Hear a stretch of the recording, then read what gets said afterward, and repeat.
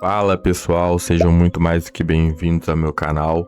Meu nome é Pedro, como vocês bem já sabem, e aqui eu trago relatos sobrenaturais todos os dias para vocês. Se você é novo aqui no canal, não se esqueça de se inscrever e de ativar o sininho aqui embaixo para receber todas as notificações de vídeos novos que saem por aqui.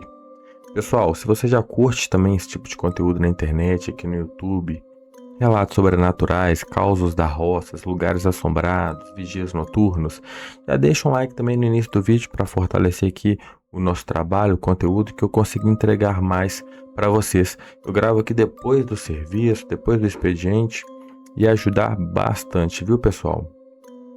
Outra coisa, por último, mas não menos importante, não se esqueçam da maldição aqui do canal. Se você não der like e não se inscrever, as assombrações dos relatos vão atrás de você. Então, se você não quiser ter um problema aí sobrenatural, com alguém puxando sua perna, te olhando de canto de olho atrás do guarda-roupa à noite, já deixa um like aí pra gente. Pessoal, dados os recados iniciais obrigatórios e triviais, vamos para o relato. O relato da roça dos meus pais.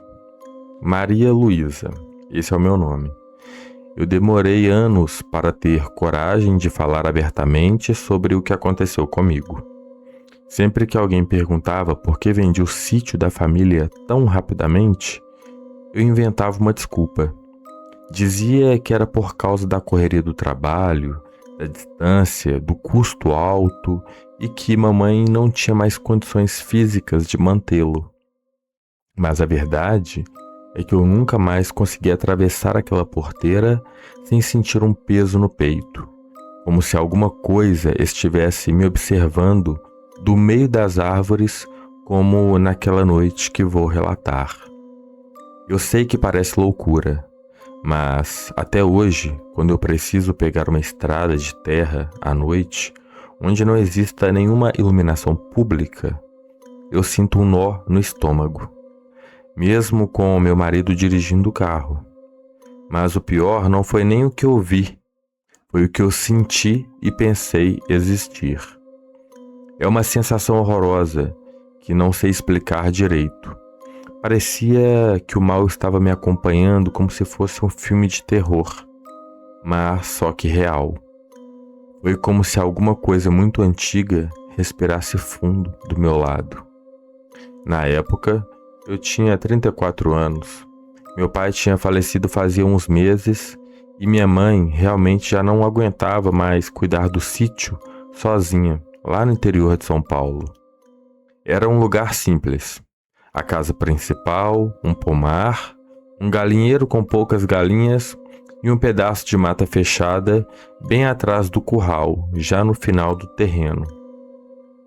Lembro que, quando eu era criança, meu pai nunca, sob hipótese alguma, deixava a gente pisar naquela mata depois que o sol baixava. Eu achava que era só algum tipo de cuidado com cobras ou um aviso para crianças não se perderem. Hoje, eu daria qualquer coisa para que fosse só isso. A casa principal tinha aquele cheiro forte de madeira antiga e umidade. O piso rangia num estalo seco a cada passo. Não importava o quanto eu tentasse andar devagar. Parecia que a casa entregava onde eu estava para quem quer que estivesse escutando. Já na primeira noite, as coisas sobrenaturais começaram a acontecer. Fiz uma janta rápida, assisti um pouco de novela na televisão, que mal pegava sinal com aquela antena velha, e fui me deitar cedo. Quem é da cidade acha que na roça, no interior, durante a noite tudo é quieto, mas não é. Tem inseto de todo tipo, sapo, grilo e o vento nas folhas das árvores, e até cachorro uivando ao longe. Mas naquela noite parecia que esses barulhos não existiam, e foi isso que me acordou perto das 3 da madrugada. Justamente naquele horário onde dizem que Satanás e os demônios debocham da Santíssima Trindade. Abri os olhos tentando entender o que estava de errado, e foi aí que eu ouvi um estalo. um barulho seco de madeira quebrando, bem na varanda, como se alguém estivesse pisando, mas com certo cuidado. Dava um som, depois dava outro. Pensei que fosse algum bicho, um pouco grande, né? Tipo uma capivara ou um porco do mato, talvez. Peguei a lanterna e fui até a janela. Porém, não vi nada. A varanda estava completamente vazia. Só que o ar lá fora parecia estranhamente carregado, sabe? Em determinado momento, eu tive a certeza absoluta de que alguém tinha acabado de dar um passo para trás, bem em uma sombra. Mas não teve barulho nem nada. Fui até cada uma das portas e janelas e verifiquei se estavam trancadas. Voltei para a cama tentando me convencer de que era coisa da minha cabeça, mas acabei demorando horas para pegar no sono. Na manhã seguinte, fui conversar com o seu Antônio, um vizinho que morava a uns 2 quilômetros. Quando comentei por alto sobre os barulhos da madrugada, ele parou de mexer na cerca, olhou para o chão e me falou em tom sério: "Faz muito tempo que ninguém passa uma noite inteira nessa casa. Seu pai sabia." E na hora ele mudou de assunto. Tentei perguntar o porquê daquelas falas, mas eu não arrancava mais nada dele. Aquilo ocupou minha cabeça o dia todo. Passei a tarde limpando os armários da casa para me distrair. Mexendo numa das caixas do depósito, achei uma espingarda velha e um caderno de anotações do meu pai. Entre contas de ração, datas e valores de compras, tinha uma frase repetida várias vezes, com a caligrafia dele cada vez mais trêmula: "Nunca responder a coisa quando ela chamar na mata." Achei aquilo bizarro, mas guardei o caderno achando que era alguma crença ou crença em folclore antiga do meu pai.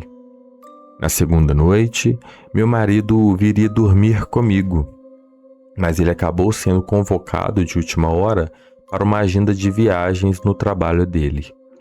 Ou seja, eu estava novamente sozinha na casa durante a noite.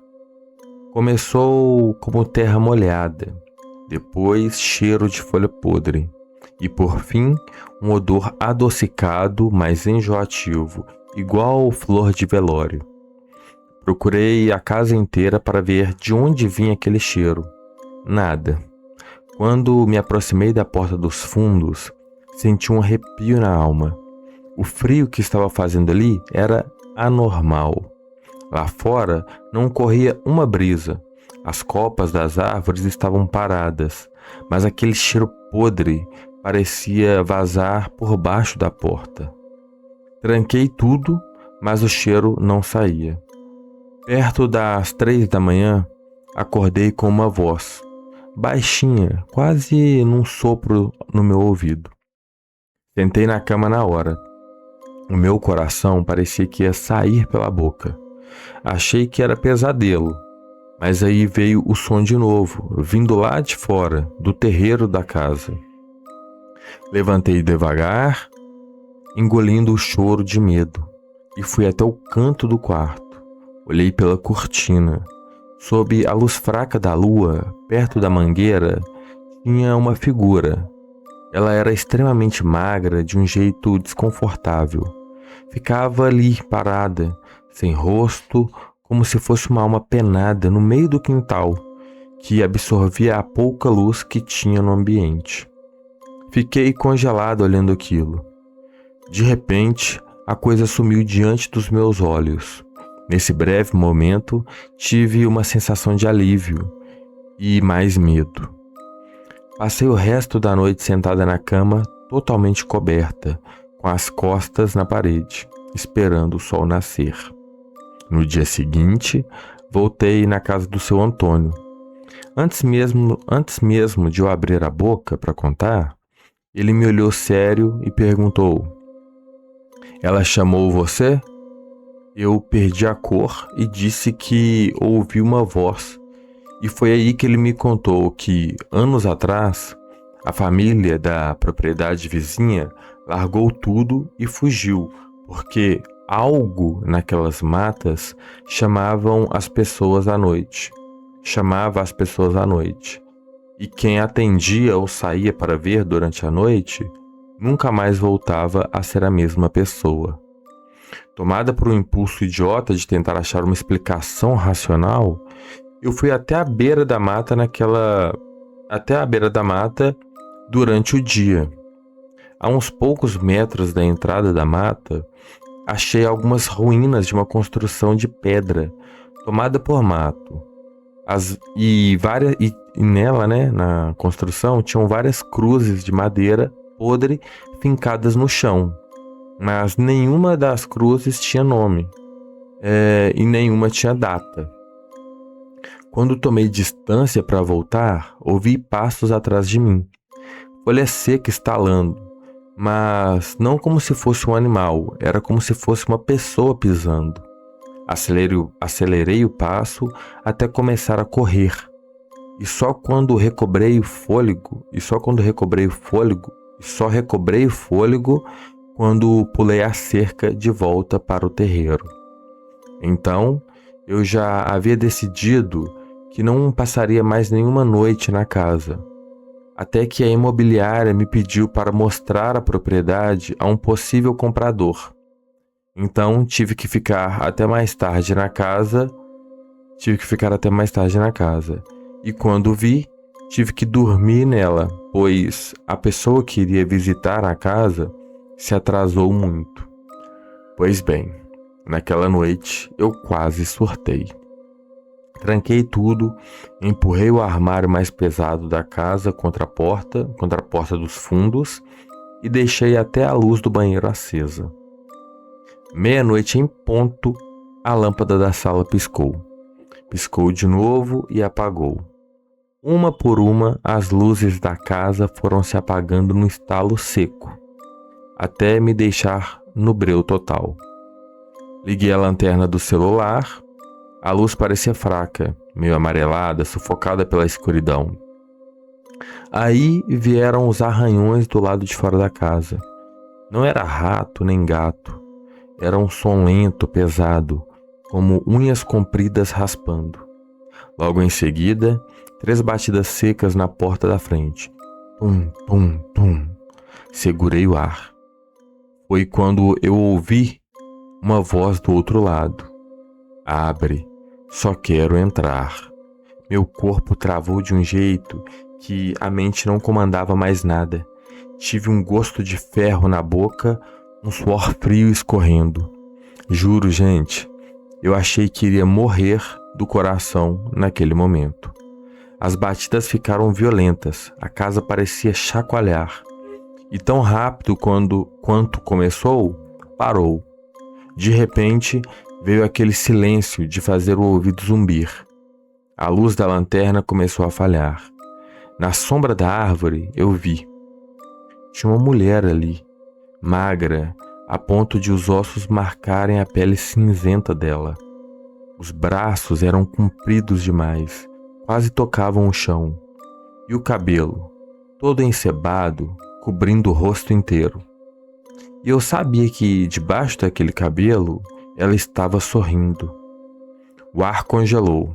Minha respiração saía até fumaça. Quando ela deu o primeiro passo em direção à janela do quarto, sem fazer som nenhum, meus pés finalmente obedeceram. Eu nem sei como abrir a porta tão rápido. Só sei que saí correndo feito louca pelo terreiro. Saí descalça na pedra, cortei o pé em alguns galhos secos, mas confesso que nem senti dor. Olhei para trás antes de entrar na caminhonete e a coisa não estava mais na varanda. Ela estava parada na beira da mata, bem longe, mas ao mesmo tempo, juro por Deus, eu ouvi a respiração pesada dela bem na base do meu pescoço. Apertei o arranque, a chave caiu da minha mão trêmula umas 2 vezes, mas consegui ligar e arranquei cantando pneu. Só parei na casa do seu Antônio. ele já estava com a porta aberta me esperando. Na manhã seguinte, voltei com ele para pegar minhas coisas. Não tinha sinal de arrombamento, nenhuma pegada na terra, nada. A única diferença era a cadeira de balanço na varanda. Ela tinha sido arrastada até o centro do quintal, perfeitamente virada para a porta da entrada da casa, quase que esperando. Vendi o sítio no mês seguinte, por uma miséria.